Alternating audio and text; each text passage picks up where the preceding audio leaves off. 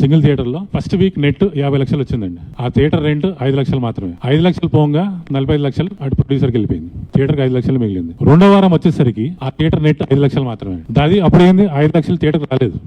అక్కడ మళ్ళీ పర్సెంటేజ్ వచ్చింది 50-50 అని. 2.5 లక్షలు ప్రొడ్యూసర్ పోయింది, 2.5 లక్షలు ఇక్కడ పోయింది. అంటే మాకు ఆ 2.5 లక్షలు లాస్ అన్నట్టే కదా ఆ వారం. అదే పర్సెంటేజ్ సిస్టమ్ మాకుంటే ఆ జనవరి నెలే కాకుండా అదే డబ్బుతో ఫిబ్రవరి మార్చిలో సినిమాలు లేవు. మేము సర్వైవల్ మాకు అయిపోతుంది. మేము బతకగలుగుతాం. మా థియేటర్ ఖర్చులు మాకు ముందుకు వెళ్ళిపోతాయి. ఏప్రిల్ మే ఆ 2 నెలలు గడ్డికాలం ఉంటుంది, ఓకే భరిస్తాం. మళ్ళీ జూన్ లో పెద్ద సినిమాలు వస్తాయి, పెద్ద ఉంది అది ఉంది. ఇంకో 2 నెలలు మేము ముందుకు వెళ్ళిపోతాం, సర్వైవల్ మాకు ఉంటుంది. అక్టోబర్ లో మళ్ళీ దసరా సినిమాలు ఉంటాయి, అది నవంబర్ డిసెంబర్ మాకు కవర్ అయిపోతుంది. సో పర్సెంటేజ్ వస్తే ఏంటంటే మేము సంవత్సరానికి 3 నెలలు లాస్ట్ లో ఉంటాం, 9 నెలలు మేము సర్వైవ్ అవ్వగలుగుతాం. అదే రెంటల్ సిస్టమ్ లో 3 నెలలు మాత్రమే మేము సర్వైవ్ అవ్వగలుగుతాం. టోటల్ 9 మంత్స్ లాస్ లో ఉంటాం. సో ఇది పరిస్థితి, థియేటర్ పరిస్థితి. 23 థియేటర్లలో అన్ని లెస్సీలు ఉన్న థియేటర్లే, ఎవరి ఓనర్లు కాదు. ఇప్పుడు వీళ్ళందరూ మాకు నష్టాలు వస్తున్నాయి, లెస్సీలు చెప్పేది ఏంటి, వీళ్ళందరూ మాకు నష్టాలు వస్తున్నాయి కాబట్టి మీరు పర్సెంటేజ్ చేయాలంటున్నారు. నష్టాలు వస్తున్న వ్యాపారం ఎవరు చేయమంటున్నారు? వాళ్ళని మేము థియేటర్లు వదిలేయమని అడుగుతున్నాం. ఆ థియేటర్లు వదిలేయండి.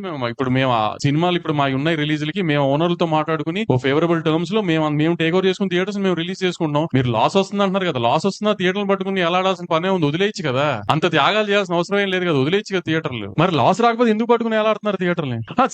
మరి సినిమాలు మానేమని ఎవరు అనట్లేదు కదా, ఇక్కడ కూడా మేము వాళ్ళు మానేమనట్లా. మాతో పాటు జర్నీ చేయండి, సేమ్ బోట్ లో ఉన్నాం కాబట్టి, అందరం ప్రాబ్లమ్స్ లో ఉన్నాం కాబట్టి యూనిలాటరల్ గా ఏదన్నా ఒక మిడిల్ గ్రౌండ్ కూడా చేద్దాం అంటున్నాం. అంతే తప్ప మరి వాళ్ళు చెప్తుంది అదే కదా, మేము పర్సెంటేజ్ అయితేనే వేస్తాం అని అలా అది చెప్పింది అదే కదా. మరి అతని కండిషన్ గా ఇప్పుడు ప్రొడ్యూసర్ ప్రాబ్లమ్ లో ఉన్నాడని అతను ఆలోచించి ఏం మాట్లాడలేదు కదా ఎగ్జిబిషన్ సెక్టర్ నుంచి ఎవరు. మరి దాని అర్థం ఏంటి? ఇంకా పెద్ద సినిమా uniవ్వండి, చిన్న సినిమా uniవ్వండి, మిడ్ రేంజ్ సినిమా uniవ్వండి, rental or percentage. Rent work out అయితే రెంట్, పర్సెంటేజ్ వర్కౌట్ అయితే పర్సెంటేజ్.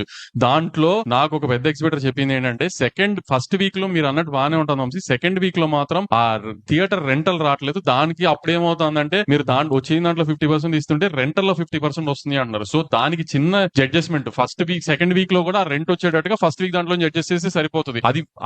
అది ఏ డిస్ట్రిబ్యూటర్ అయినా ఆ థియేటర్ ఓనర్ తో మాట్లాడుకుంటే ఆ థియేటర్ డిస్ట్రిబ్యూటర్ తో తేలిపోయేది. దానికి ఇంత రచ్చ చేయాల్సిన అవసరం ఏం లేదు.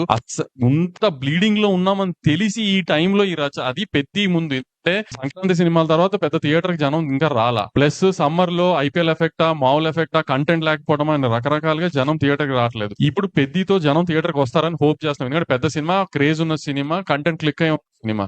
సో జనం దానికి వచ్చి ఆ సినిమా పెద్ద హిట్ అవ్వాలని ఇండస్ట్రీ అంతా పూజలు చేయాల్సిన టైం ఇది. యాక్చువల్లీ ఆ సినిమా హిట్ అయ్యి జనం థియేటర్ కి మళ్ళీ వచ్చి జనానికి సినిమాలు అలవాటు అయితే అక్కడ నుంచి కంటెంట్ లైన్ గా ఉన్నాయి నెక్స్ట్ 6 months. ఈ 6 months బ్రైట్ గా ఉండాలి, జనం థియేటర్ కి రావాలి అంటే పెద్దతో ఆ టేక్ ఆఫ్ రావాలని అందరూ పెద్ద బాగా జరగాలని కోరుకోవాల్సిన టైంలో మేము ఇది వేస్తేనే పెద్ద చేస్తాం, లేకపోతే ఏమని ఈ టైంలో ఈ న్యూసెన్స్ అవసరం ఇండస్ట్రీకి ఆలోచించండి.